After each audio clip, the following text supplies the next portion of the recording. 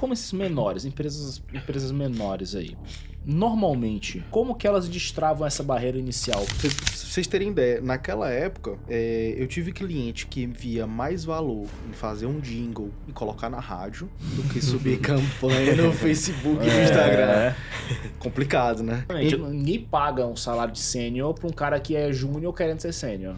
Exatamente. Teve um em específico que eu sentei pra conversar com ele, eu falei o que a gente entregava, e aí ele, Douglas, eu preciso fazer isso, só que eu preciso fazer agora. Eu não sabia se eu ia receber, se eu não ia. Ele tava me testando no dia. Aí eu sentei, fiz, quando eu terminei, aí ele, deixa eu olhar. Quando ele terminou, olhou e tudo, aí ele, qual é teu Pix? Fez o pagamento na hora. Então várias vezes eu fui testado assim. Fala pessoal, bem-vindos a mais um CWCast, o maior podcast de food marketing do Brasil. É um prazer estar com vocês. Meu nome é Glauton Santos, eu sou CEO da Cardápio Web e a Cardápio Web é a maior plataforma de marketing e vendas para deliveries e restaurantes. A gente conta com 3 pilares essenciais do nosso negócio: automação de atendimento, aumento de vendas e gestão para deliveries e restaurantes, tá bem? Então a gente vai te ajudar, seja com CRM, com disparo de WhatsApp, seja com cardápio digital, com chatbot, seja também com estoque fiscal, financeiro, gestão de rotas de entrega, dentre outras muitas coisas aí para você trabalhar bem na sua operação de restaurante. E para você que é um dono de agência de food marketing e acompanha também o CWCast, conheça o CW Club, que é o nosso programa de parcerias, onde você vai dar benefícios para o seu cliente, como atendimento prioritário, vai dar desconto e também vai ganhar vários benefícios como um parceiro cardápio, como acesso ao nosso ecossistema e também comissões, dentre outras coisas muito legais também. A gente traz bastante os nossos parceiros aqui para o CWCast, que tem acesso a uma audiência mega qualificada também para apresentação dos seus serviços, tá bem? E hoje eu estou aqui com o Filipão, co-host aqui do CWCast. E aí, Felipe?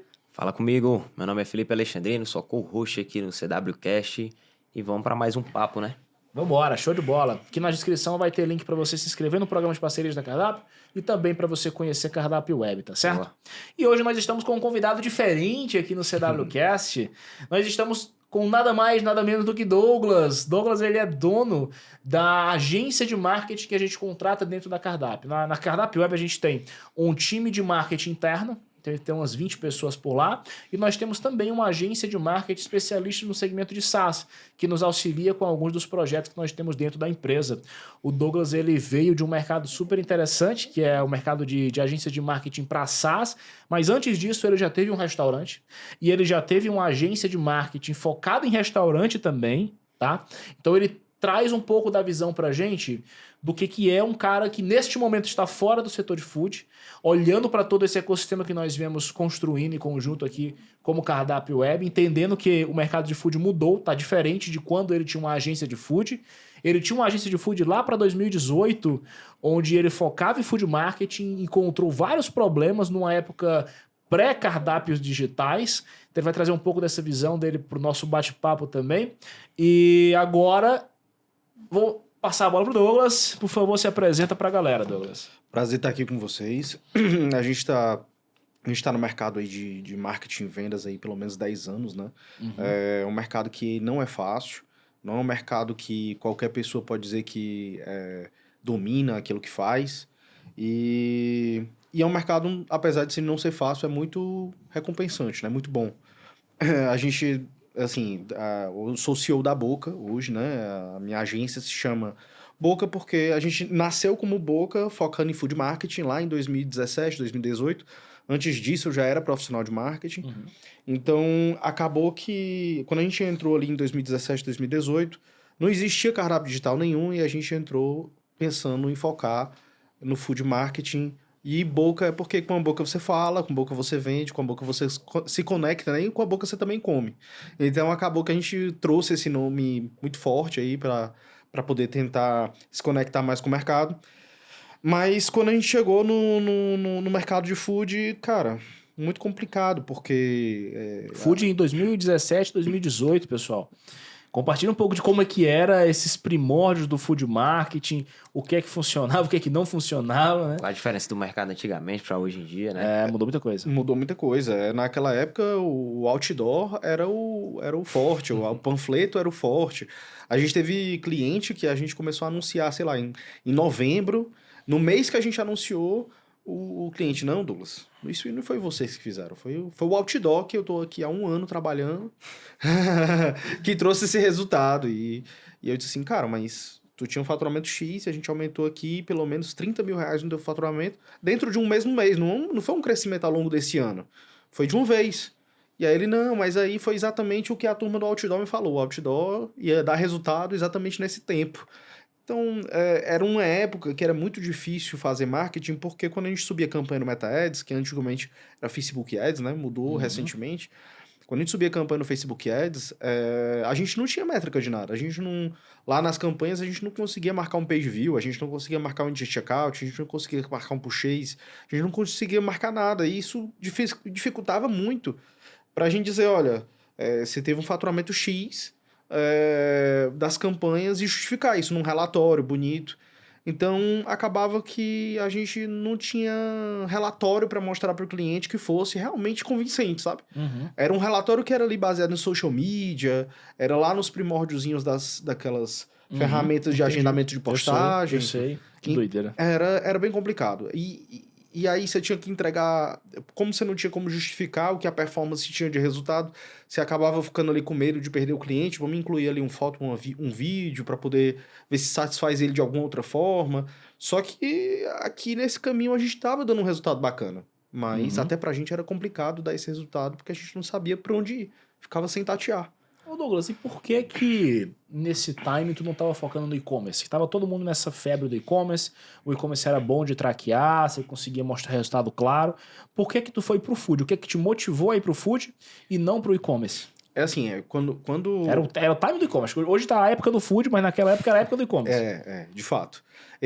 Naquela época, o que aconteceu? Eu desde pequeno, meus pais são do setor da alimentação. Meus pais, eles trabalharam numa grande fábrica Fábrica não, né? Uma distribuidora de alimentos para alimentação corporativa. Meu pai trabalhou nela e ele era um diretor nessa empresa, sócio dessa empresa. E eu via chão de fábrica de alimentação de grandes caldeirões, feijão, arroz. Você tinha que entregar num Iguatemi da vida, tinha que entregar num...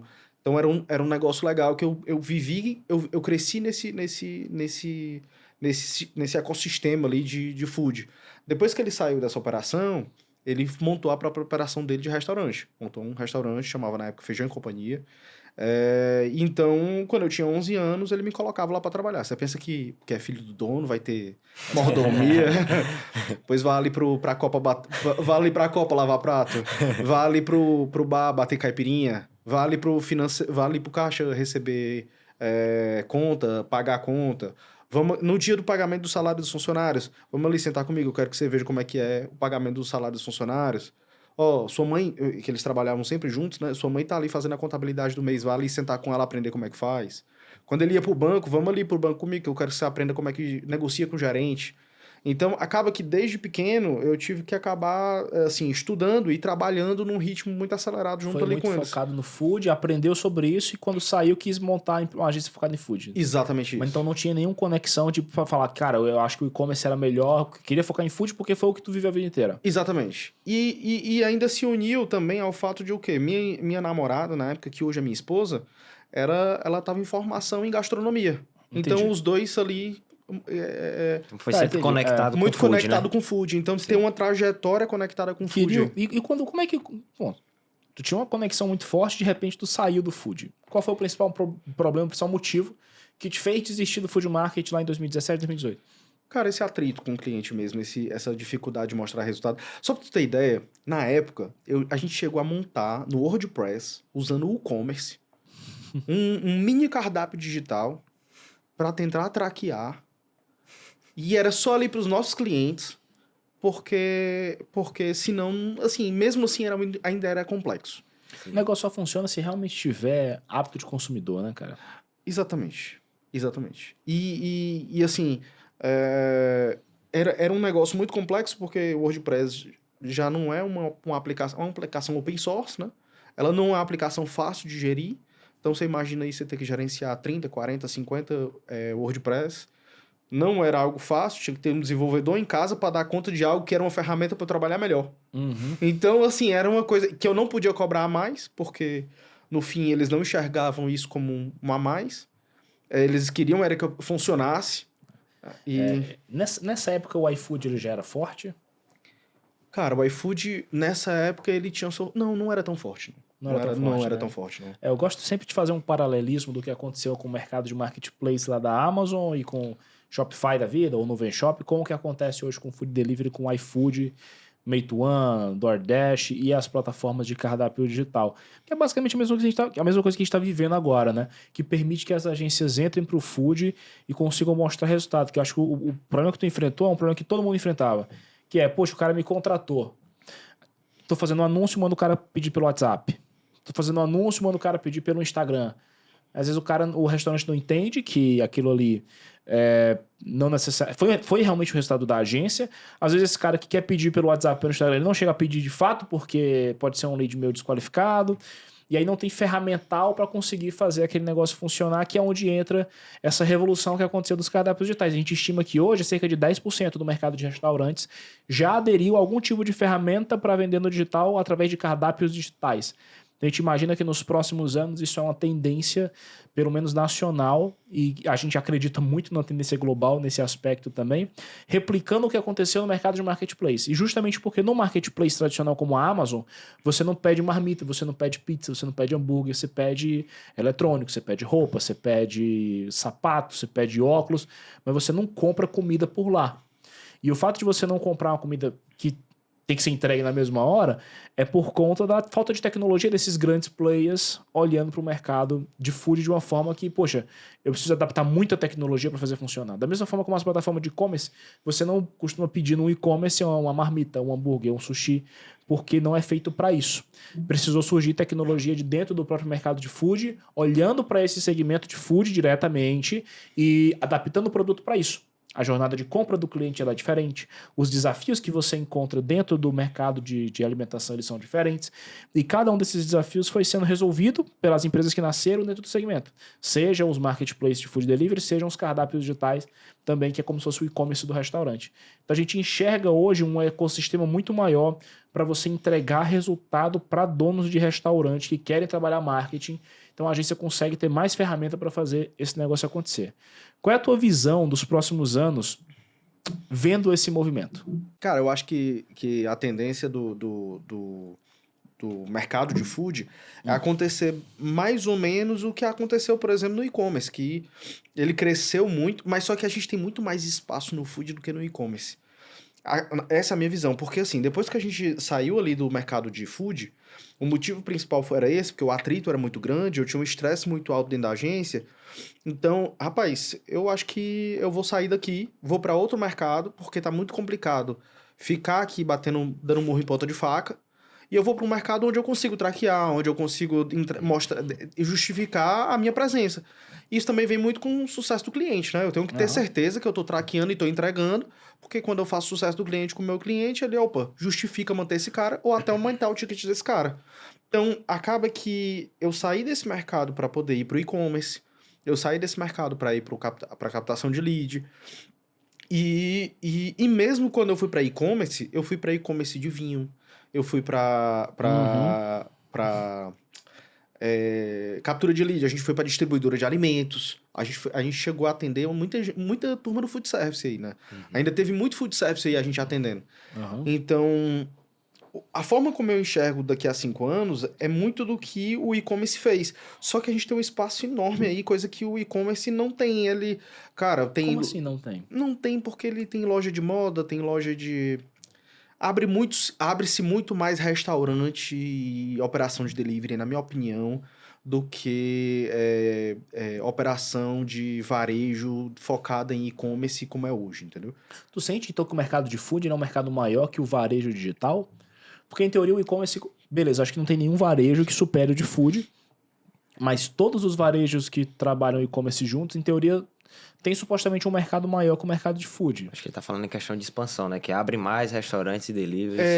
Abre mais, mas não necessariamente existe um mercado maior. Eu tô querendo estressar um pouco esse questionamento. Eu acho que tem mais espaço e tem mais mercado do que o mercado de e-commerce. E olha que eu vivi muito tempo ele. Tu sente que o mercado de e-commerce, por mais que tenha mais possibilidades de varejo? É um varejo que possivelmente não tem interesse no digital? É isso que tu tá querendo dizer?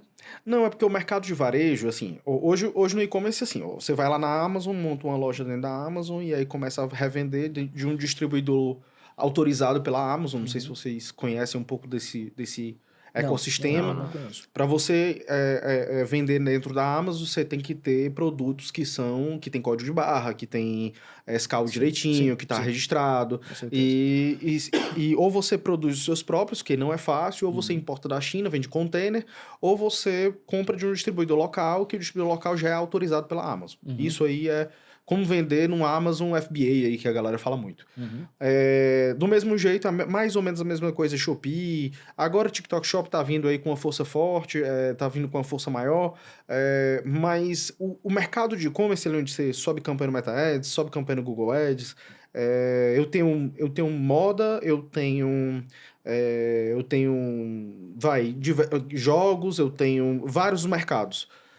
Só que ele é um mercado que está muito complexo para todo mundo, porque tem muitas barreiras. Eu tenho que ter um gateway de entrega, eu tenho que ter um gateway de pagamento, eu tenho que ter...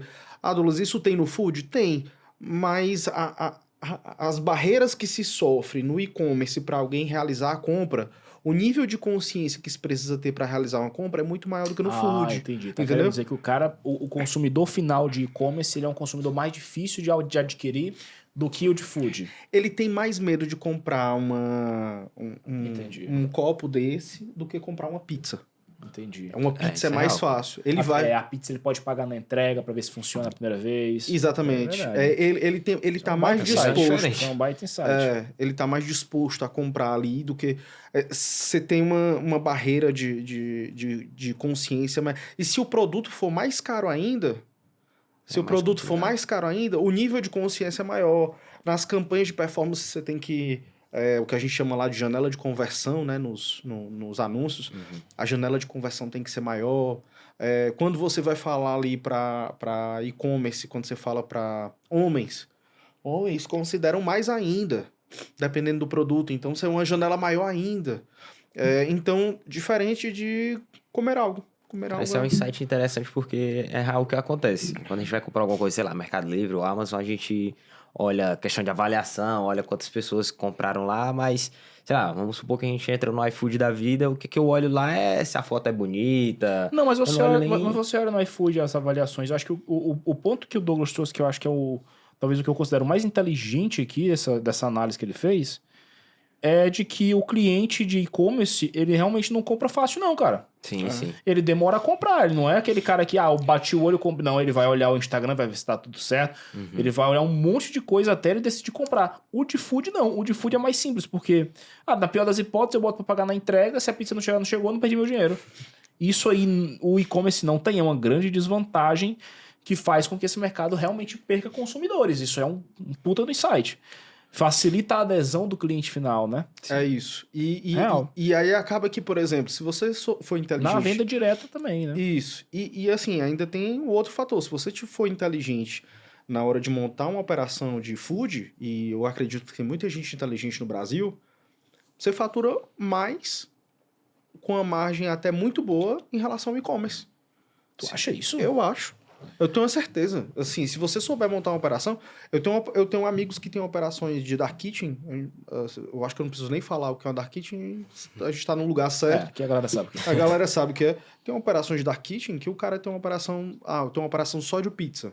Então, eu tenho uma operação otimizada para pizza. Então, ele compra queijo no atacado, ele compra queijo num preço melhor, ele compra tomate num preço melhor, ele compra tudo num preço melhor, a margem dele aumenta, porque ele só vende pizza. É uma questão de se o cara souber fazer, ele fatura melhor do que porque a média do e-commerce brasileiro não é loja que fatura 1 milhão. Não é loja que fatura 1,5 milhão, não é o normal. Esse cara aí já é um pouco para bem maior. É o cara que fatura seus 100, 150, 200 mil. Um cara que já saiu um pouco ali da barreira inicial. Mas o grande normal do e-commerce brasileiro é faturar o quê? 30, 40. Cara, os e-commerces menores, empresas menores aí, normalmente, como que elas destravam essa barreira inicial? Porque o consumidor do e-commerce, ele realmente tem mais dificuldade para comprar, por ser um pouco mais complexa a venda, ele tem que criar uma conta, tem que confirmar. Como é que funciona o surgimento desses e-commerce e se tu enxerga isso ainda hoje como sendo um bom mercado para se atuar? Seja como o lojista, seja como a agência. Cara, como lojista, você precisa, assim, no e-commerce, se você for lojista, você tem que nascer com cabeça de empresário. Se você não tiver cabeça de empresário logo no começo, é um cara que vai montar a operação para ter gente tocando junto, pra gente pick and packing, para poder... Ah, não, Douglas, eu não quero ter uma operação interna de pick and packing, então eu vou colocar no full commerce. Explica o que é pick and packing pra galera. Pick and packing é a pessoa que vai lá, coleta o produto, empacota, deixa do jeito certo e faz o despacho do produto ali para a transportadora. Ah, eu não quero ter um pick and pack interno, eu quero ter um full commerce, que normalmente você contrata uma operação dentro de uma transportadora, os seus produtos vão direto para dentro da transportadora, quem faz o empacotamento, despacho, emissão de nota fiscal, direto de dentro do seu sistema é a própria transportadora e de lá de dentro sai para o resto do Brasil todo. Uhum. Uma operação que pouca gente conhece no Brasil é o Correios Log Mais. Todo mundo pensa que Correios aí é uma operação ruim, né?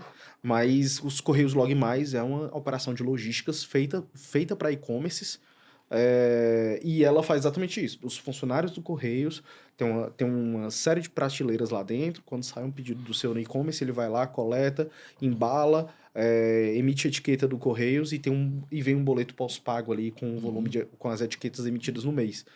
E muita gente pensa que o Correios é ruim, mas tem muita transportadora que para conseguir cumprir o prazo que ela prometeu lá na integração dela, ela manda através de Correios. É interessante, né? Então, assim, ainda tem esse fator, o dono de e-commerce, muitas vezes ele não tem esse tempo e ele não tem estratégia de frete definida, ele manda em pacote que não era para mandar, e aí o valor do frete fica maior. E como o valor do frete fica maior, a barreira de compra fica maior ainda. Como ele não deu tempo, ele acha que é só cadastrar produto, ele bota um estagiário para fazer. Então, tem uma série de problemas que o e-commerce passa que o dono de delivery não passa, cara. Por quê? Ah, Douglas, eu tenho o meu frete aqui. O meu frete eu vou por raio, por região, eu vou... É outra coisa. Lá é por peso e dimensão. Então, eu tenho que olhar para a estratégia de frete, eu tenho que olhar para a estratégia de gateway, eu tenho que negociar com o gateway. O gateway tem uma mania interessante de, ao longo do tempo, aumentar a taxa. Eu não sei se vocês sabiam disso, mas tem gateway que aumenta a taxa, a taxa de pagar, as taxas acordadas, e falam que foi como se fosse uma renegociação da taxa, mas não houve notificação, ou não houve uma aprovação de contrato. Ah, que droga. E aí depois tem que vir um cara de financeiro, olhar qual foi a taxa negociada.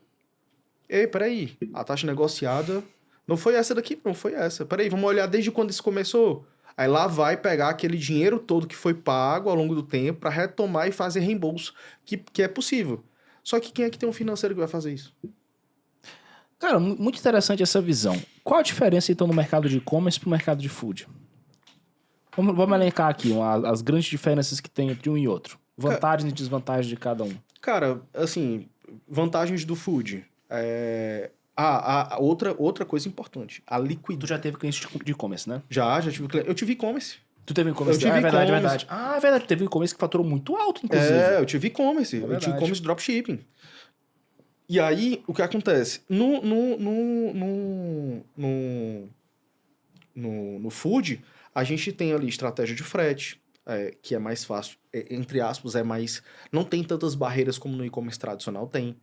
A gente tem um gateway de pagamento que você pode colocar sua maquineta direto com Cielo, com rede, ou o que seja, e que eles já estão acostumados com o food e já trazem taxas bem mais atrativas do que o e-commerce.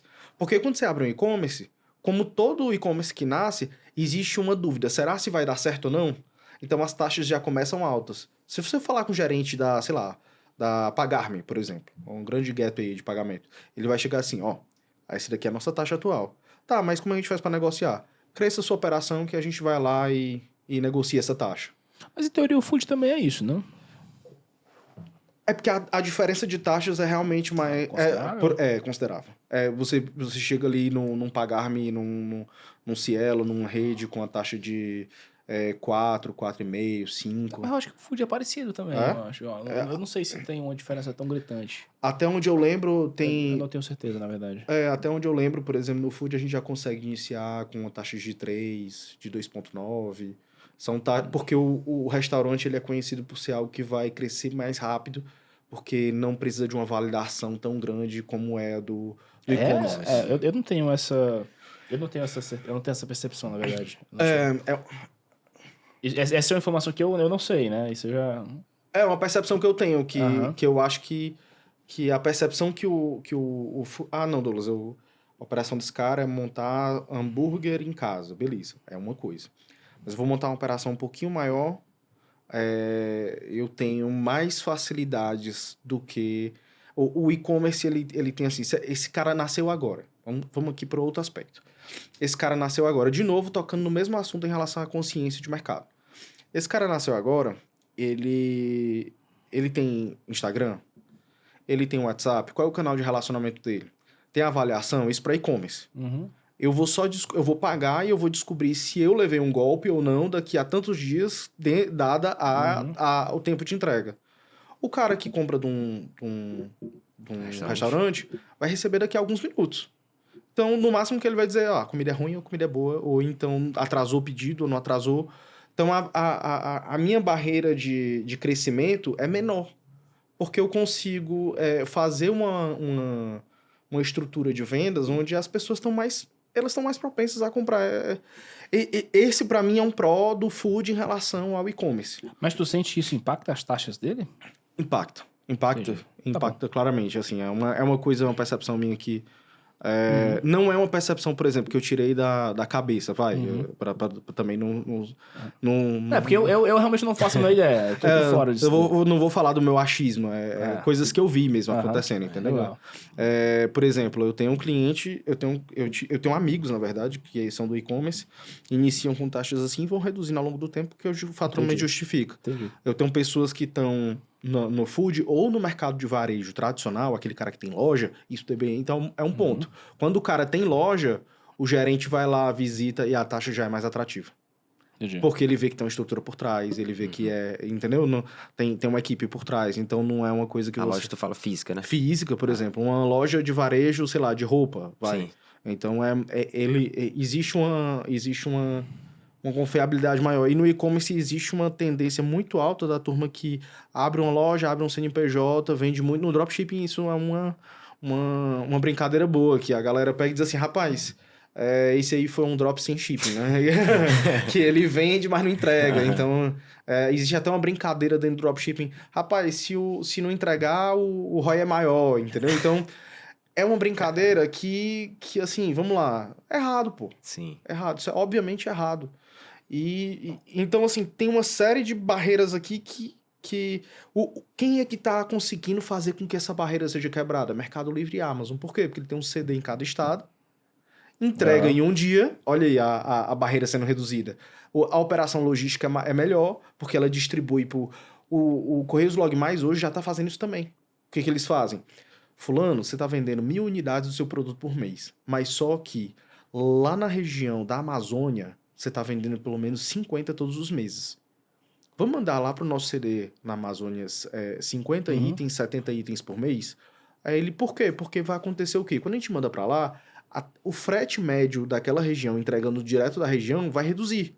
Então vai ter uma tendência a aumentar a compra para lá. Isso é uma estratégia de frete também. Entendi. Esse tipo de olhar, cara, no food a gente não vai precisar ter. Entendeu? Assim, não posso estar errado. Entendi. E aí acaba que... o que mais? Qual é o outro pró ali agora um pró legal do e-commerce é que você tem uma possibilidade de escala bem maior, mas tem que saber o que está fazendo. Escala que eu digo é o quê? Eu com uma operação muito enxuta, eu consigo vender no Brasil todo e eu consigo vender 2, 3, 4, 5, 6, 10 milhões mês. Eu conheço donos de e-commerce, pronto, um exemplo de e-commerce que fatura isso e tem uma operação no lugar, tem fábrica e tudo, é a GoCase, né? GoCase é um exemplo... Baita exemplo legal baita também. exemplo. Né? e que fatura muito alto e vem de uma fábrica. Tem lojas presenciais hoje em dia? Tem. Mas antigamente não tinha isso. Vinha tudo de uma região só, de um lugar só, e faturava muito alto. Isso é um pró legal. Para você faturar mais no food, você precisa abrir novas lojas para conseguir entregar naquelas regiões. Então, cada um tem seu pró e seu contra.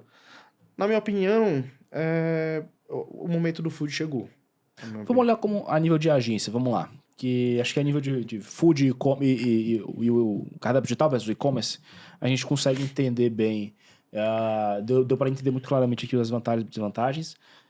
Mas para a agência, o que seria um cliente melhor? É um cliente do food ou é o cliente do e-commerce? Hoje em dia, se o cara souber fazer, eu acho que é melhor o do food.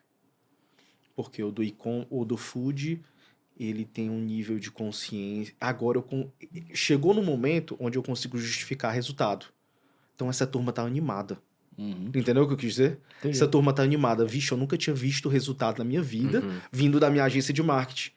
Essa turma tá empolgada para investir, essa turma tá empolgada para pagar. É uma turma que era muito carente de resultado porque não conseguia enxergar. Então, agora que eu tô conseguindo enxergar, nossa, essa agência é a melhor agência que já me atendeu. Então, eu vou começar a pagar eles melhor para ver se eu consigo ter mais atenção deles e eu consigo faturar melhor. Eu consigo investir mais em anúncios para ver se eu consigo faturar melhor.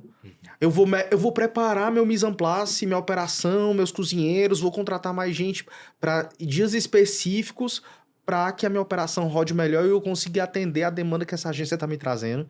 Esse cara tá animado. Esse cara, vou montar uma operação maior. Ele tá de olho, tá querendo. Ele tá, exato. Cara, tem até uma dúvida que eu tenho, mas é bem legal esse ponto que tu trouxe. A gente vem fazendo um trabalho de conscientizar, né, os donos de restaurante a terem uma agência, porque agora a gente tem ferramentas para trabalhar. Mas voltando um pouco o nosso papo, que antigamente tu não tinha ferramenta para fazer tratamento, para tu realmente mostrar resultado para os clientes. Como é que vocês trabalhavam antes para os donos de restaurante? Hoje em dia a gente sabe que quando chega uma agência, o que é que eles vão fazer? Vão fazer análise de cardápio, vão olhar a rede social, depois sobe uma campanha, ajusta o cardápio ali e faz a metrificação, tipo no Google Pixel, no Facebook Pixel, Google Ads. Mas antigamente, como é que vocês trabalhavam com os restaurantes? Qual era o tipo de... Era mais publicidade? Era só trabalhar na parte de outdoor? O que é que vocês faziam? Qual era o tipo de serviço que vocês prestavam para os restaurantes? A gente prestava praticamente quase tudo digital. A única coisa que a gente não prestava digital era cardápio. Então, era quase tudo isso que você falou, só que sem o pixel do Facebook, sem que a tag. muito, né? Que dificultava muito. Cara, isso faz... Assim, no fim a gente entregava o quê? Teve um cliente que a gente teve, que foi interessante. Esse cardápio dele foi e voltou 22 vezes. Esse aí, já me contou essa história. 22 vezes. E quando chegou lá no final, que ele recebeu o cardápio dele, a gente fez uma indicação. Cara, imprime teu cardápio nessa gráfica. E aí ele disse, não quero imprimir nessa gráfica, é muito caro. Tudo bem. A gente sempre tinha essa parceria com gráficas de indicar, porque às vezes o caro se torna eu ter que imprimir isso de novo. Não imprimir uma vez. Às vezes ter que imprimir 2, 3 vezes, porque eu não sabia qual era a gráfica que era confiável. Então, beleza. Eu vou imprimir uma vez, ele imprimiu, e aí ele imprimiu na gráfica que ele queria. Acabou que o cardápio se desgastou. E aí ele não gostou da entrega, enfim. E somado a isso, ainda teve outro fator, que assim, quando ele me entregou os pratos que ele tinha, as bebidas que ele tinha, não foi ele que me entregou essa informação, nem foi um gerente. Foi o quê? Foi o gerente que me entregou sobremesa, foi o chefe de cozinha que me entregou os pratos quentes e os pratos quentes, foi o caixa que me entregou a parte de bebidas, cada um entregou uma parte. E aí lá, em cada um que entregou, tinha um preço sugerido. Aí eu dizia, só que tinha preço sugerido, por exemplo, o chefe vai me entregar o quê? Vai me entregar a ficha técnica. Aí ele me entrega a ficha técnica, o preço sugerido é, sei lá, R$ 39,52. Assim, você olha, não é muito comercial, né? Vai, um R$ 39,90. E eu não sei se tá certo. Porque ele calculou em cima da crença dele. Ele não tinha acesso à água, luz, energia. Ele jogou um markup ali e já era. E ninguém fez cálculo disso. E aí, quem era pra ter feito na época, dada a operação dele? Era ele, porque ele tinha noção dos custos dele todos. Então, o que acontecia? Quando ele me entregou, eu peguei e disse assim, e aí, fulano, qual é o valor que eu vou colocar lá? Aí ele, cara, tá R$35,92, só pra R$35,90. E se tiver 35,12, sobe pra R$35,90. Então, ele não calculou nada, ele só pediu pra gente montar o cardápio desse jeito. Teve esse ponto. Então, a gente pegou vários pratos, preços e colocamos. Você tem certeza que você tá fazendo sua operação? Ela é uma operação que precisa de olho, sua operação não é barata, seu custo fixo não é barato, dá uma olhada melhor, tem certeza disso? Não, tenho certeza, beleza. Quando a gente entregou o cardápio pra ele me chamou um dia lá pra conversar com ele, ele disse assim, Douglas, você conhece meu cardápio, não conhece? Conheço. Você já veio aqui, já tomou chopp? Já tomei chopp aqui com você, e por sinal. E por que meu cardápio não tem chopp? Aí eu, mas meu amigo, isso aí foi e voltou 22 vezes. Você pegou nesse cardápio algumas. Sim. O gerente que me mandou esses dados, e aí reimprimi isso. O custo que era... Não, Douglas, aí você tem que pagar o valor do cardápio, né? É foda, né, cara? Caralho. Aí você escuta um negócio desse, e aí, assim, além de todas as entregas realizadas, a gente tem uma falta de justificativa daquilo que é realmente importante. Vendas. Você entrega mais em outros aspectos para poder meio que tentar justificar o fato da gente não conseguir enxergar de onde vem as vendas. E acaba que ele já ainda gerava muito atrito. Uma coisa que a gente fazia muito na época era anúncio para Google Meu Negócio. Sim. Pronto, anúncio para Google Meu Negócio era o que tinha. Cara, aquele negócio que eu falo, tô comentando muito isso desde a minha palestra na Rede Summit, mas é porque é real. É um insight que eu tive, eu trouxe a mercado, acho que as pessoas estão começando a entender e ver como tá fazendo sentido. E acho que no Brasil, eu fui a primeira pessoa a fazer esse paralelo, entender esse negócio funcionando mesmo. Mas é que parece que o mercado de food, ele não cresceu porque faltava tecnologia. Sensacional, o correto foi esse. Nós tínhamos outros mercados que a tecnologia veio, dominou, funcionou. No mercado de food ficou sem tecnologia, então a gente ficou ali uns 10 anos patinando. Enquanto o e-commerce estava lá evoluindo, um traqueamento, e aí não é só a plataforma de tecnologia, mas a tecnologia traz a possibilidade de você fazer marketing digital, que é foi o que explodiu, a grande mudança que a gente teve de forma de marketing é de um marketing mais analógico para um marketing digital, que fez uma grande diferença de mercado, e algumas tecnologias se adaptaram para alguns mercados específicos. O e-commerce foi um deles, infoprodutores foi um deles, que conseguiram crescer rápido, não rápido, mas cresceram num ritmo bom, e não só cresciam pela tecnologia, mas cresciam pelo ecossistema, com professores, né? Pessoa que eu digo os criadores de conteúdo ensinando você a fazer marketing para e-commerce, daqui a pouco construindo frameworks que você podia aplicar para conseguir desenvolver melhor sua marca, produzindo conteúdo muitas vezes gratuito no YouTube, nos podcasts, de como que você fazia para vender mais através de e-commerce e de infoproduto e fazendo lançamentos, e você viu tudo isso acontecendo no mercado digital, no mercado de e-commerce, e nada disso acontecendo no mercado de restaurante, que tinha que ficar brigando para... Poxa, deixa eu fazer um cardápio físico, ver se o cara gosta desse design, fazendo um outdoor, pensando no branding. Então, o mercado de restaurante, ele continuou assim como era alguns anos atrás, lá antes dos anos 2000, que era o quê? Quem é que fazia marketing? Quem tinha muito recurso. O cara que tinha grana para fazer um anúncio na televisão, ele conseguia fazer um marketing da forma como tu tá falando. Então, empresa grande, pô, conseguia fazer marketing. Empresa pequena tinha muita dificuldade, porque qualquer investimentozinho para ela já pesa demais. Pesa tanto que ela prefere não fazer. Que não dá tanto retorno tão óbvio assim pra ela. Até porque se ela errar em alguma comunicação específica, já quebrou tudo. Hoje, com o advento da tecnologia, food finalmente consegue fazer marketing digital. É isso. E aí é uma mudança completa de mentalidade. Né, de a forma de trabalhar, das possibilidades que tem de mercado. Fala pessoal, Glauton passando por aqui para te dar um presente. Para quem comentar aqui embaixo quais foram os principais insights que você tirou desse podcast, eu vou te dar um material gratuito sobre food marketing, te ensinando sobre como que você faz para atrair clientes através de tráfego pago, como que você faz para estruturar o seu cardápio através de engenharia de cardápio e como que você faz para ter relacionamento com o seu cliente através do CRM da Cardápio Web. Se você quiser ter acesso a esse material gratuito que a gente preparou. Basta comentar aqui embaixo quais foram os principais insights, né, os principais pontos que você tirou desse podcast que a gente está passando agora, neste exato momento. Show de bola? É um negócio muito interessante. Por sinal, pra vocês terem ideia, naquela época, eu tive cliente que via mais valor em fazer um jingle e colocar na rádio do que subir campanha no Facebook e no Instagram.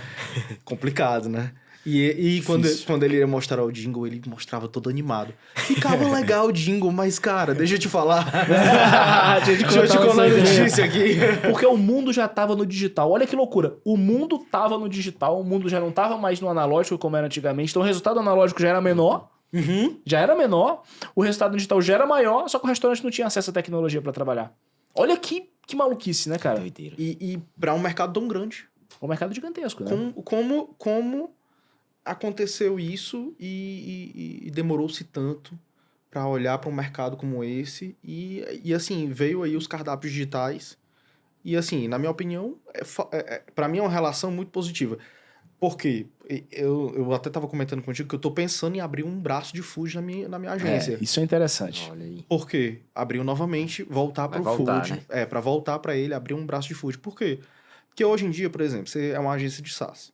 Você precisa ter ali uma ferramenta para relatório, você precisa ter uma ferramenta para disparo de SMS, disparo de push, disparo de automação de marketing, de e-mail, uma série de ferramentas que normalmente quem paga é a agência, dependendo da ferramenta, quem paga é o cliente, mas as que mais vêm para justificar o trabalho da agência, no fim, a agência que paga, não são baratas, só que na Cardápio Web a gente já recebe isso e quem paga é o cliente.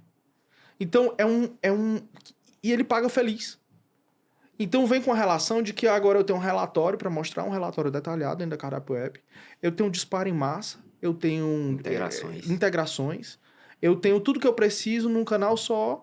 Então, eu chegar, implementar o cardápio e fazer esse cara voar. É o que a gente chama de Martech. É uma Martech no setor de food. Nunca teve, né? Na história do Brasil, nunca teve uma Martech para restaurantes. Agora a gente finalmente tem. Isso é um negócio poderoso.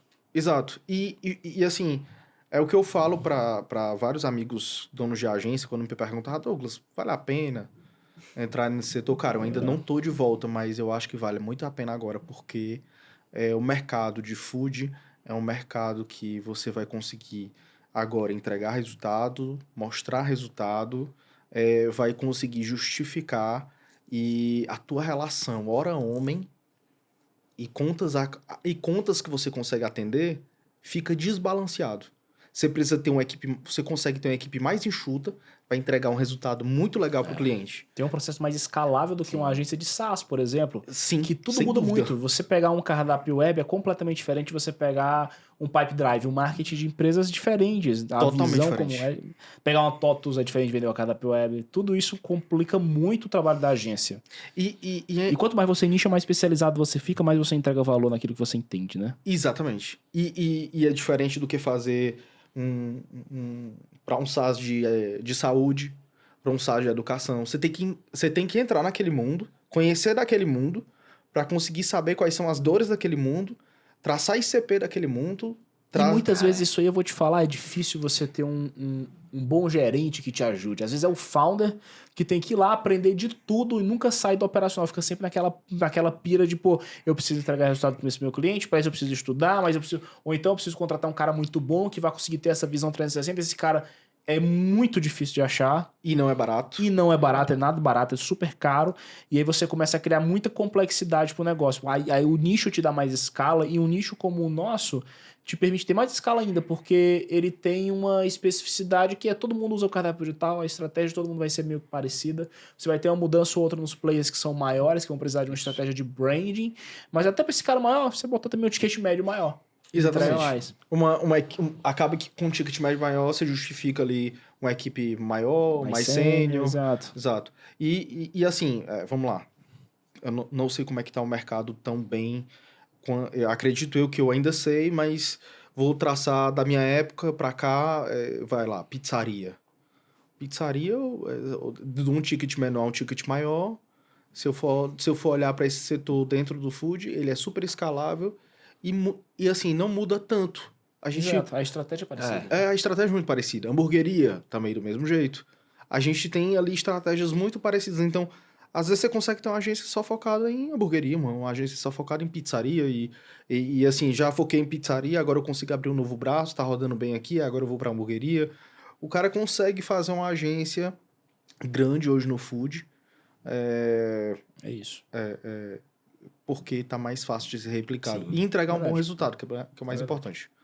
Cara, como é que tu vê hoje o setor de agências no Brasil? Agência mesmo. Tipo, tu entende que essas agências, de forma geral, elas entregam qualidade, ou na maioria das vezes são agências que não conseguem entregar tanta qualidade assim? E os profissionais de marketing dentro delas também, qual é a tua visão sobre essa galera? Porque assim, já conversou várias vezes, tu é um dos caras que eu, inclusive, convidei o Douglas pro CWCast, pessoal, para trazer para o mercado um dos caras que eu acho que são mais competentes no mercado de marketing de performance. Isso não é fácil de ser feito.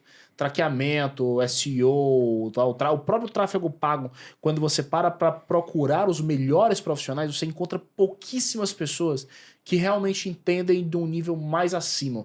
Um cara que vai saber fazer tag UTM, que vai saber mexer em Google Analytics, que vai saber mexer no Tag Manager da forma correta, que vai saber mexer no WordPress, que vai saber conectar fluxos automatizados, que vai saber fazer ops, automações, tudo isso, quando a gente vai para um nível mais complexo, é raríssimo de achar no mercado, e o Douglas é um dos caras que entende disso. E é por isso que a gente contrata ele lá na Cardápio Web para nos auxiliar nesse processo. Né? Até como, muitas vezes, um mentor para as pessoas que estão dentro da nossa empresa, para eles conseguirem, né, o nosso pessoal do marketing, conseguir alcançar resultados melhores, entendendo aí, dando algum direcionamento. Então é por isso que eu estou trazendo ele aqui e apresentando ele para o mercado de food marketing como sendo um cara que, bicho, tem um potencial de evoluir o nível de mercado. Fazer a galera começar a trabalhar melhor traqueamento, tag UTM, trabalhar bem omnichannel, trabalhar estratégias que não são que não é base, realmente estratégias mais complexas. Conscientizar mais, né? É uma conscientização. Isso aqui é muito também para o dono de agência e para o gestor de tráfego, tá? E eu queria te perguntar o nível de profissional de marketing que nós temos hoje no Brasil e de agências. Qual é a tua visão sobre isso? Sabendo que você já é um cara mais sênior, que tem esse background, o Douglas também tem um background técnico, ele é um cara que é formado em engenharia de computação, então ele olha muito para essa parte tech e trouxe isso para o universo de marketing. Cara, primeiro eu queria agradecer, porque tu foi falando e eu fui caindo a consciência de que tudo que tu foi falando eu realmente sei fazer. E assim, quando você tá dentro do mercado, você muitas vezes perde a noção, assim, do que você faz, do que você domina. E quando ele foi falando, cara, realmente, eu domino cada uma dessas áreas e eu não tinha parado para pensar, tomar consciência disso. Agradecer pelo elogio aí, tamo junto para isso. Eu entendo que hoje eu acho que eu nunca elogiei publicamente assim nenhum marqueteiro. E olha que a gente conversa com marqueteiro aqui toda temporada aqui, mas é porque tu é um cara que tá acima do padrão mesmo. É de verdade. Agradeço. Mas só pra tu ficar mais feliz aí, não é só aqui na gravação, não. Ele sempre fala isso mesmo. Agradeço. É impressionante. Agradeço mesmo. E por sinal, assim, o que eu vejo hoje no mercado de marketing, né? O cara, se você for crescer sua agência de marketing muito rápido, você perde muita qualidade. E acaba que tem um gapzinho aí no mercado de marketing que eu tô vendo muita turma que diz assim, investir tantos milhões em anúncio, investir tantos mil em anúncio, tanto verba gerenciada. Mas eu acho que não era para esses caras falarem isso. A minha visão era o que, assim, Douglas, eu investi 10 milhões em marketing, mas se tiver investido mal, meu amigo, assim, não fez diferença nenhuma, entendeu? Assim, existe uma propaganda existe um marketing feito pelas agências de marketing que vem muito relacionado à verba investida e não às vendas geradas, aos leads capturados, ao resultado gerado de fato, e sim muito agregado à verba gerenciada. Douglas, mas para gerenciar muita verba, precisa-se ter um resultado, porque ninguém bota na mão de uma pessoa que não tem conhecimento muito dinheiro. Acredite, bota. Acredite, bota. E é mais comum do que vocês imaginam. Quanto maior a empresa, menos controle o founder tem do resultado direto. E como ele vai começando a perder a mão, ele libera verba, aí a agência, se for uma pessoa que ele confia, vai dizendo que é culpa do mercado, mas que tem que continuar investindo, porque tem 300 milhões de motivos para aquilo acontecer. E como você já é uma empresa grande, você não sente tanto. Então, tipo, para uma empresa que fatura 500 mil por mês, se eu tiver que investir 100 mil por mês, eu vou sentir. Uhum. Mas se eu tô faturando 5 milhões por mês e eu invisto 100 mil, para mim não é tanto. Exato. Então esse cara não sente essa Exato. pancada toda, mas pra agência é bastante coisa. Pra agência. Pra bastante mostrar como case, né? Exatamente. E eu acho que assim, eu tive contato com gestor de tráfego recentemente que o cara não sabe subir campanha no Google Ads, o cara não sabe fazer traqueamento, o cara não sabe fazer uma série de coisas dentro do mercado de performance. E quando eu pergunto para ele o quanto ele já geriu, ele diz que geriu 10 milhões. Maria. E aí, quando eu vou perguntar, tá, vamos pra O que prática é que aqui. esse cara fez? Né? Vamos ver o que ele fez aqui. Ele era um cara que duplicava campanha. Quando uma campanha tava com lead caro, eu vou duplicar e ver se a outra fica num lead barato. Pronto, esse era o suprassumo da otimização. É isso. E deixavam ele com a verba muito solta. É isso. Isso eu tô falando de um caso muito extremo ali. Uhum. E tem outro caso da agência que quando ela cresce muito rápido, ela perde qualidade, porque vai ter um nível de pessoas júnior. Não tem no mercado gente boa formada, muito raro. boa, Muito muito raro. raro. Muito raro. E quando tem, normalmente é um cara mais sênior, que você precisa pagar muito bem. Para você pagar muito bem, ou você é uma agência que cobra bem mais caro. Ou então, às vezes, é um cara que ele é o gestor de tráfego freelance, que ele não quer trabalhar para ninguém. Só quer prestar Exatamente serviço. isso. Exatamente isso. Que aconteceu muito isso no mercado aí com as movimentações do Pedro Sobral. Ele formou muita gente, mas em compensação ele formou muita gente que quer ser empreendedor. Isso. E às vezes é um cara que não nasceu para ser empreendedor, ele nasceu para ser um cara técnico. E ele seria muito bem sucedido se ele fosse trabalhar na empresa, mas ele prefere ir para aquele movimento de ser um freela, um gestor de tráfego, aí ele ganha pouco com a base de clientes, pede cliente aqui, pede cliente ali, depois ganha mais um, daqui a pouco ou ele sai do mercado ou ele se torna uma agência. Mas ele é treinado para isso. E aí você tem uma base difícil de contratação de novos profissionais. E aqui, para quem é gestor de tráfego e está assistindo, está falando, poxa, sou eu, gosto dessa posição, beleza. Mas para quem é agência e está assistindo, está falando, putz, cara, é verdade, eu tenho uma dificuldade de contratar gestor de tráfego, que a maioria quer ficar fazendo freela, quer ficar atendendo eu e mais uns 5 caras ao mesmo tempo, eu não consigo treinar, formar um cara que vai crescer na companhia. Isso é desafiador. E eu ainda posso dizer para o gestor de tráfego mesmo que está trabalhando aí com seus clientes, eu posso dizer que eu estou nessa posição, não que eu seja esse cara hoje em dia, mas um dia eu fui. Normalmente esse cara não é empresário, esse cara não tem previsibilidade de faturamento, ele acorda ansioso e vai dormir ansioso, achando que ele falhou em algum cliente e vai perder a qualquer momento. Esse cara tem muito medo de fazer qualquer investimento um pouco maior na empresa dele, porque ele acredita que no outro mês ele não pode contar com os clientes. Esse é um cara que é muito reativo. Eu tive recente contato com uma pessoa assim, muito reativo, em que quando você começa a cobrar um pouco mais de resultado, em vez de ele entender, realmente eu errei nisso, posso melhorar aqui e posso fazer melhor assim, me desculpe, vamos resolver. O importante é estar disposto a ir lá e resolver o problema. Não, ele bota espada e escudo e se defende. Não, o erro tá aí, o erro tá ali, o erro tá em todo mundo, menos em mim. Uhum. Entendeu? Então, o cara que é gestor de tráfego, ele tá nessa condição de ansiedade, preocupação, nenhuma previsibilidade, o faturamento ali sempre é naquela mesma média, e ele mais se defende do que vem para tentar agregar, para tentar somar, e aí é um problema. E isso acontece com muitos gestores no Brasil. Tem aqueles que se destacam, que cobra sozinho 5 mil reais e tem 20 clientes e ganha 100 mil por mês. É um cara que, fora do comum, atende 20 contas, só ele sozinho ali. Normalmente muito bem conectado a nível de networking. Muito é bem o cara que está conectado. próximo da galera e vende para grandes contas. Exatamente. É isso. E tem aquele cara que é o normal do mercado, é o cara que atende 10 contas, cobra R$1.000 de cada uma. E ainda digo mais, tem um cara que eu conheci que cobra R$250 por mês. Meu Porra, Deus aí é do loucura. céu. Loucura, né? O cara cobra R$250 por mês, ele tem 20 clientes e ganha 5 mil por mês. Porra, Meu Deus do aí céu. é loucura É loucura demais, né? É loucura demais. Então- Não deve conseguir entregar um resultado pros caras. Não entrega, Não tem como. vive preocupado. Então, assim, quando você começa a olhar para o setor de agências, o setor de freelas, para agências maiores, tem grandes agências no Brasil que entregam resultados legais, mas elas vão atender quem? Vão atender Americanas, vão atender Avan, vão atender grandes contas. E ela consegue ter profissionais sênior, ela consegue ter profissionais muito bons lá dentro. Então, o mercado de agências, ele tá muito complicado por falta de profissional legal. Isso é muito desafiador, cara. É. Eu vou te falar, eu já procurei, assim, para contratar bons caras de performance, é muito raro você achar um cara que seja fora da curva. Nossa, um cara bom, assim, vamos tirar o fora da curva, que fora da curva é foda. Vamos falar do cara bom. Mediano pra bom. Vamos falar desse cara. Sem puxar muito, né? Vamos falar do bom. É muito raro achar. Porque o cara ele não quer trabalhar para uma empresa, ele quer trabalhar freela. Isso. É desafiador demais. Aí você tem que trazer um cara que às vezes está começando, treinar, capacitar, ou então pegar ali alguém que talvez não seja assim tão bom e tentar colocar na cabeça dessa pessoa a importância dela estudar, se desenvolver, aprender. Então é difícil você encontrar aquele profissional pancada para estar dentro da agência e fazendo o negócio acontecer. Como é que tu resolveu esse problema? Quando você consegue trazer esse cara para dentro, que ele é ruim para mediano, e eu começo a treinar esse cara, começo a evoluir esse cara na jornada,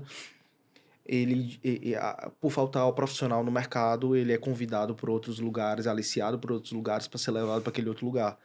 Só que ele não percebe que ele não tá pronto. Não tá preparado, né? Ele não percebe que não tá pronto. Isso é foda. Isso é foda. É verdade. Aí ele o cara que acha que já tá bom. Isso, cara. E aí ele vai para um lugar onde a cadeira que ele toma posição é uma cadeira que é instável. E pouco tempo depois, se ele não tiver cabeça para aguentar pressão, se ele não tiver garra para entender que não é só no horário dele que ele vai conseguir fazer com que ele se desenvolva para se manter naquele lugar ali, ele não fica. Ele não fica porque é muita responsabilidade nas costas dele. Exato. E ele não tá na outra empresa que entende que ele ainda tá se desenvolvendo e tá disposto a treinar. Nossa, exatamente isso. Porque a empresa na cabeça dela tá pagando algo que ele sabe, ela teoricamente achava que já, saber, né? já era pra ele saber. Exatamente. Ninguém paga um salário de sênior pra um cara que é júnior querendo ser sênior.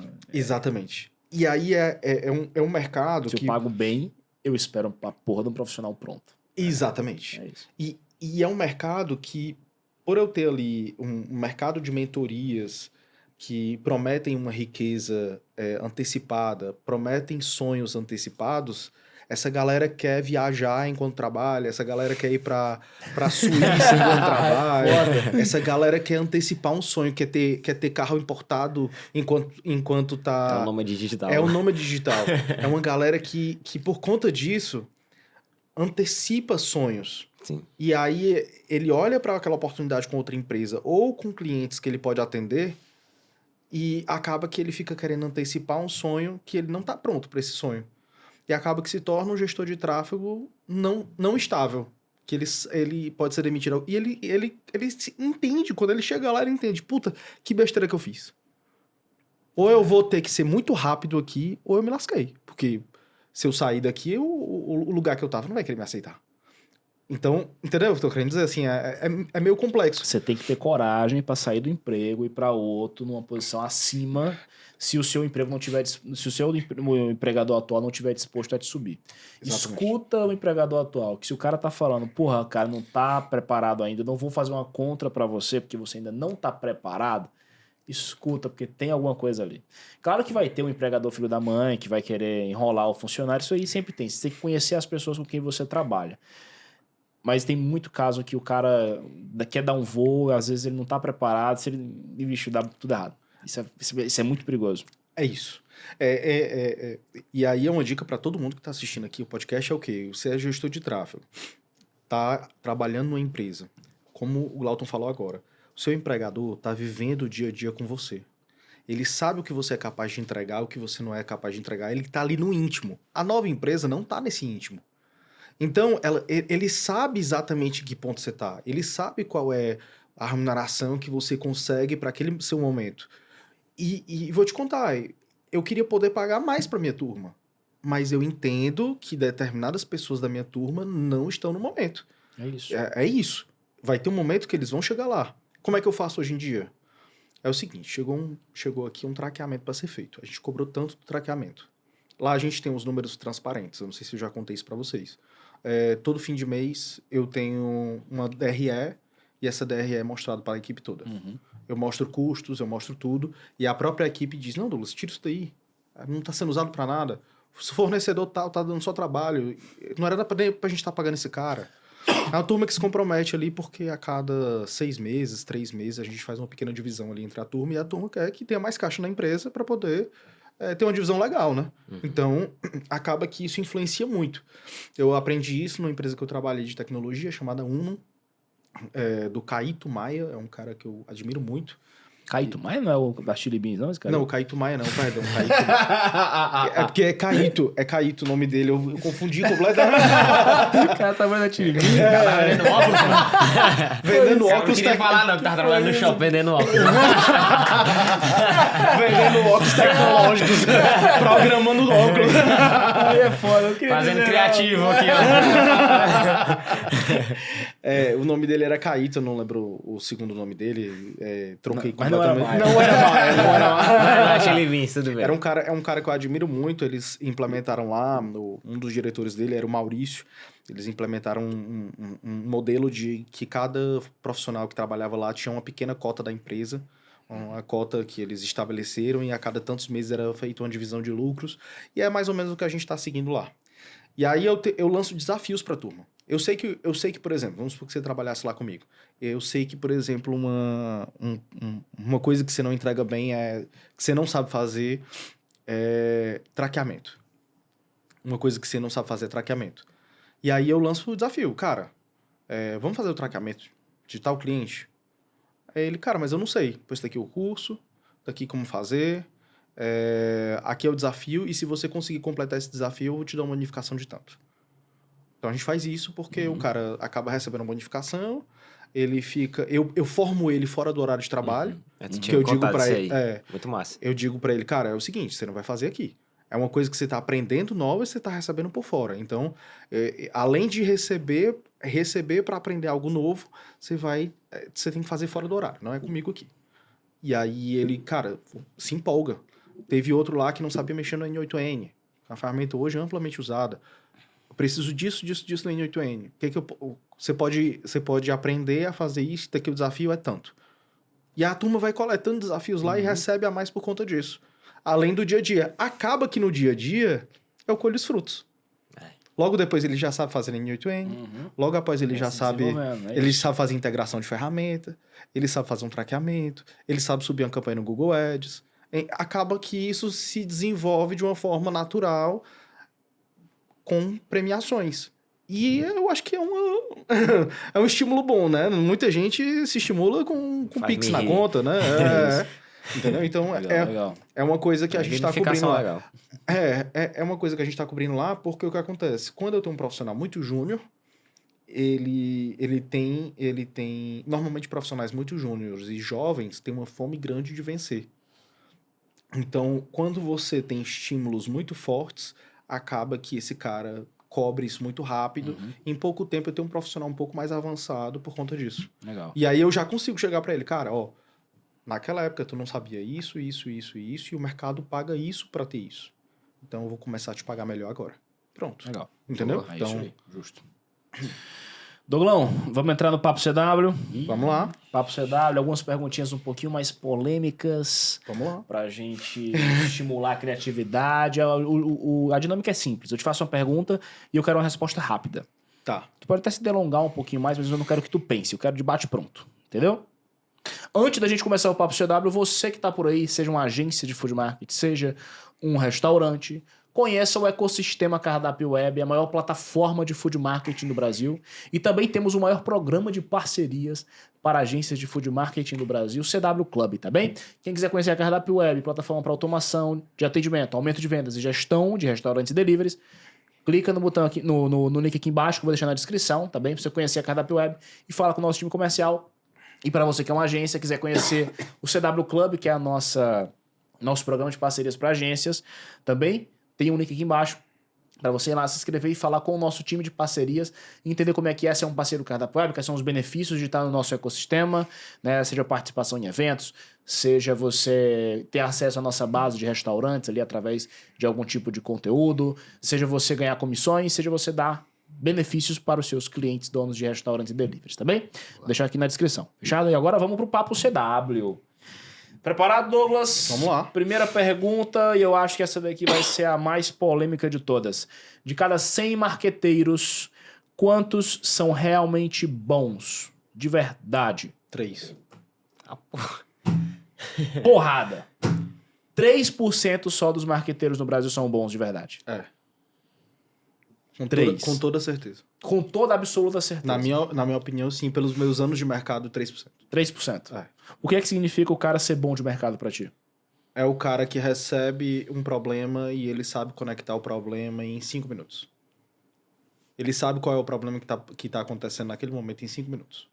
É o cara que escuta o problema e ele tá tão por dentro do que tá sendo feito que ele... o problema tá aqui. Então ele já vai lá e sabe resolver. Pra mim é esse cara... Eu acho que eu não fui tão claro. Douglas, minhas conversões caíram nesse período. Eu sei tanto como é que eu tô atendendo esse cara que eu já sei onde tá o problema. 5 minutos é o suficiente para eu avaliar quais são as coisas que eu faço para esse cara, como eu faço para esse cara e descobrir. Eu acho que os lugares ou o lugar que tá dando errado é aqui, aqui e aqui. E ele vai direto no ponto. Como eu identifico um cara que não é bom? Muito papo, pouca ação. É um cara que vai falar demais, vai fantasiar muito pavão, mas senta ele aqui. Cadê o computador? Bora lá. Bora fazer junto aqui isso aqui agora. Várias vezes, eu não sei se eu já contei isso pra ti. Já teve vários clientes. Teve um em específico que eu sentei pra conversar com ele, eu falei o que a gente entregava, e aí ele, Douglas, eu preciso fazer isso, só que eu preciso fazer agora.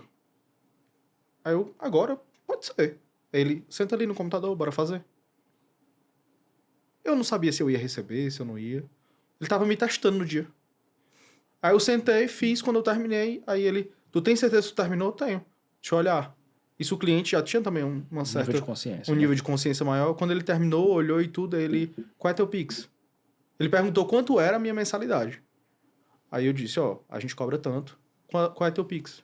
Fez o pagamento na hora. Então, várias vezes eu fui testado assim. Então, eu vejo muito... no mercado de desenvolvimento. Isso é um exemplo claro. O cara diz assim, Douglas, eu sei programar nisso, programar naquilo. Eu sei React, eu sei Vue.js, eu sei... Beleza. Vamos ver teus projetos? Os projetos dele são projetos que ele fez para faculdade ou pessoais. Tem algum projeto que tu subiu para cliente? Um projeto que foi testado, que teve acesso, que teve validação, que teve problema onde tu teve que corrigir no meio do caminho? Ele, não tem. Do mesmo jeito para marqueteiro. Vamos lá. O que tu já fez? Senta aqui comigo. Vamos executar junto aqui uma campanha. Vamos executar junto aqui um traqueamento. Você descobre logo que ele tem muito papo e pouco resultado. Eu percebo muito que eles sabem aplicar métodos que aprendem, mas na hora de chegar no fundamento do porquê que aquilo está sendo feito, É isso. a galera trava. Então, no primeiro desafio, um pouquinho mais difícil, não sabe o que fazer. É isso. Aí é problema. Não sabe escalar uma campanha, porque você fazer um investimento de R$1.000 por mês é completamente diferente de você investir R$200.000 por mês. São desafios completamente diferentes. Você não chega em 200 mil tendo a experiência de 1.000. Você tem que aprender, você tem que apanhar. Muitas vezes você está investindo 1.000, aí você fala assim, eu quero chegar em 10 agora. Quando você chega em 10, você percebe, puxa, eu fiz cagada. Não sei fazer. Aí o cara bota o rabinho entre as pernas, volta. O que eu fiz de errado? O cara que aprende depois é o cara que às vezes chega nos 200 pau de investimento de forma correta. Quem não aprende se perde. Qual é a coisa mais difícil no marketing da Cardápio Web hoje pra ti? Nossa, essa é uma resposta... Calma aí, que tu é meu cliente, né? Eu sou... Dependendo do que eu falar. Olha o teste. Vamos ver se eu saio daqui, seu cliente. Não, peraí, deixa eu pensar. Eu acho que a coisa mais difícil de fazer na Cardápio Web hoje é que vocês têm uma preocupação enorme com branding. Só que eu tenho certeza que vocês crescem como crescem por conta dele. E aí a gente tem uma visão... O branding, assim, entenda. Às vezes, a gente vem no mercado de performance. E o mercado de performance, muitas vezes, não é tão forte no branding. Você tem que ser muito forte nos dois para conseguir gerar resultado. E existe uma preocupação muito forte do lado de vocês em relação ao branding. E acaba que, se você não souber fazer, pode prejudicar a marca e pode ser mais danoso do que é só focar em custo por lead, em resultado.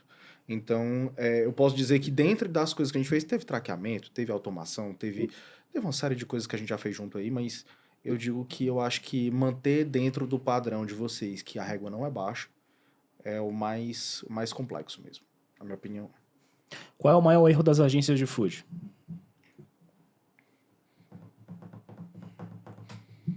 Nossa. Maior erro das agências de food. Cara, essa é uma pergunta muito capciosa, porque como eu não tô no mercado há muito tempo, acaba que eu não vou ter um padrão de referência tão forte. Mas eu posso te dizer que o maior erro das agências de food é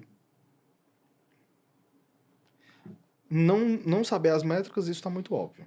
Assim, não controlar isso na ponta, isso daí está muito óbvio. Ele tem que ter controle sobre tudo que ele está fazendo. Eu acho que o maior erro de uma agência de food é ela querer ser boa em tudo e não conseguir fazer nada bem feito. Fui claro, não, né? Eu entendi. Vou explicar um pouco Eu melhor. só não sei. Não sei se eu concordo, mas entendeu, eu entendi. Uma coisa é você fazer em casa. Outra coisa é você ter parceiros. Eu fazer foto bem feito. Eu fazer social media bem feito. Eu fazer influenciador bem feito. Eu fazer performance bem feito. Eu fazer automação bem feito. São núcleos diferentes que exigem squads um pouco diferentes. Eu acho que você pode ter parceiros que lidam com foto, você pode ter parceiro que lida com social media.